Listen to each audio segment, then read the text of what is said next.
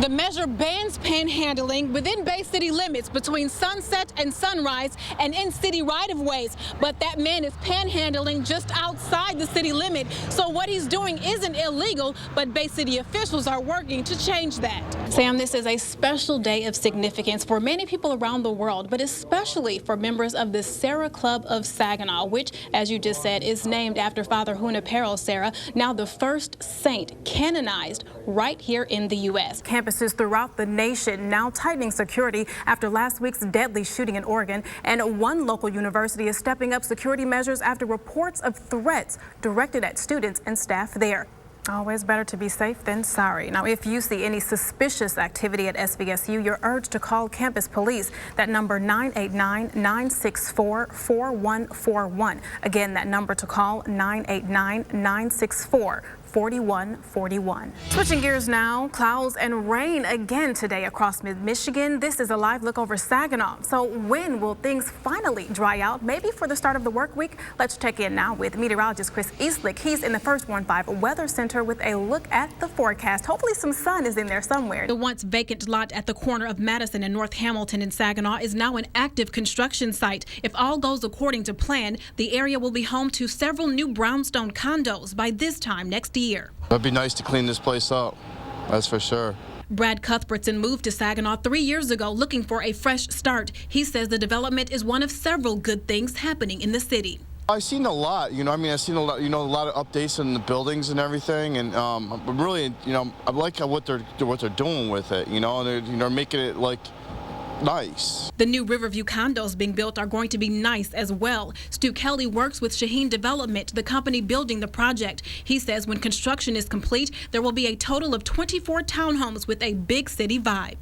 There'll be either 2 or 3 bedrooms depending on, we're so early that the buyer would have the opportunity to kind of draw up their top floors. So we could do 2 bedrooms and an office, or maybe a 3rd bedroom as well. Our largest units, we're looking at about 2,900 square feet. So again, very big, 3 bedrooms, high-end finishes, stainless steel appliances. You can see these condos are really starting to take shape. This will be the front fenced-in patio area buyers can sit out on once they walk up their front steps and right through their front door. The condos will be located in the city's Old Town Business District. Kelly says whoever chooses to buy a unit will not only be purchasing a home, but also investing in the future of Saginaw.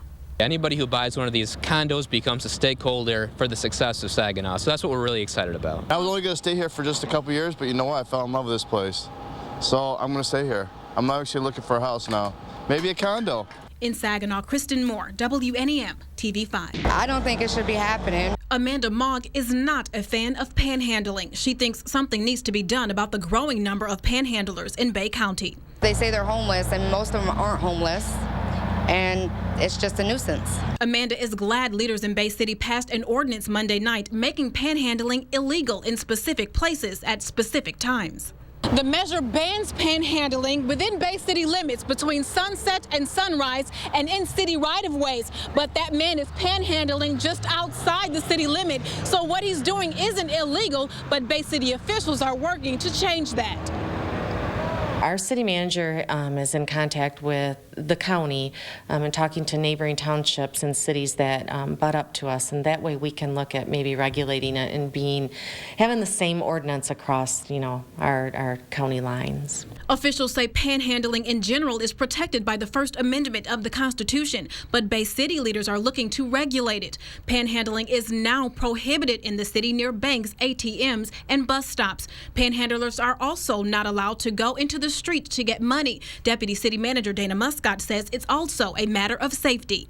We do worry about them too. I mean, they do come out into traffic and the lights turn, and then the traffic, when you're coming off of US 10, people are going 50, 60 miles an hour, and if someone is in the roadway, they could get hurt as well. Amanda says panhandling is just a bad look all the way around, and she wants it gone. I think it needs to be banned completely. It needs to be like a law that you can't panhandle. In Bay County, Kristin Moore. Sam, this is a special day of significance for many people around the world, but especially for members of the Sarah Club of Saginaw, which, as you just said, is named after Father Junipero Serra, now the first saint canonized right here in the U.S. The historic event happening just about an hour ago in Washington, D.C. during Pope Francis's first Mass on U.S. soil. About a dozen Catholics gathering here at the Diocese of Saginaw to watch the historic event live on TV. Many people praying and singing right along with the thousands taking part in the service. Members of the Sarah Club here just really excited about all of this. Mary Catherine is one of those members. Tell me how you feel right now, and this is a really big day. It really is. I'm overjoyed. So are the people that are seated in the room behind me. What do you think about him that makes him so special and so worthy of this honor? I think that he was an ordinary man who did extraordinary things. He brought not only the Catholic faith, the gospel, he brought life to the people, to the Indians in the area of California at that time. They brought faith and love and hope to the Indian people at the time. Wow, and again, now the first saint canonized here on U.S. soil, and members of the Sarah Club here in Saginaw County really doing what they can to kind of spread his message as well. We were reporting live in Saginaw County. Kristin Moore. A plan is now in place to filter out lead-contaminated water coming from the tap. Good evening, I'm Kristin Moore. Thanks for joining us tonight. Flint residents have been dealing with a mountain of troubles since the city began pumping water from the Flint River. The latest issue has been high levels of lead leaching into the water system from old pipes. Today, the Genesee County Health Department partnered with community organizations to provide residents with a solution, at least for now. TV5's Ronnie Duncan has more. Very nice to see so many people coming together to help. Now, at first, the filters were only given to pregnant women and families with young children, but later they were made available to all residents. And you can see a lot of people relieved about that. State officials have also announced plans to distribute water filters as part of their plan to deal with Flint's water system. To find out more about that plan, just go to our website, WNEM.com. Switching gears now, turning to weather with this live look over Midland, where you can see it is pretty windy out there right now. Meteorologist Chris Eastlick is in the First Warm 5 Weather Center. So, Chris, any improvements from the cloudy, rainy, windy day we had today? Developing tonight, a local university on alert this weekend amid rumors of possible violence. The president of Saginaw Valley State University sent out an email yesterday saying officers have added extra patrols to ensure safety. The heightened security a response to activity on social media about, quote, possible disturbances. A post circulating on Facebook claims a gang is planning random shootings at the campus. If you see any suspicious activity, you are urged to contact SVSU police.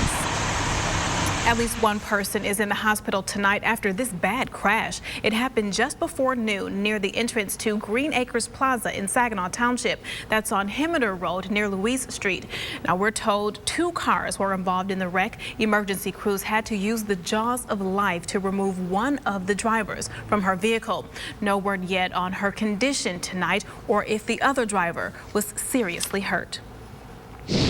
U.S. military officials are investigating reports that its airstrikes may have killed over a dozen people at a hospital in Afghanistan. Reps for Doctors Without Borders say 19 people died, including 9 staff workers and 3 children. In Your Nation Tonight, investigators have released new details into the deadly shooting rampage at a community college in Oregon. Chris Martinez has the very latest from Roseburg. So tragic. Police also recovered another gun from the suspect's home that brings the total number of firearms he had to 14. Well, a group of people lucky to be alive tonight thanks to a dramatic rescue at sea. It was all caught on camera. We've got details coming up. Now, here's Chris.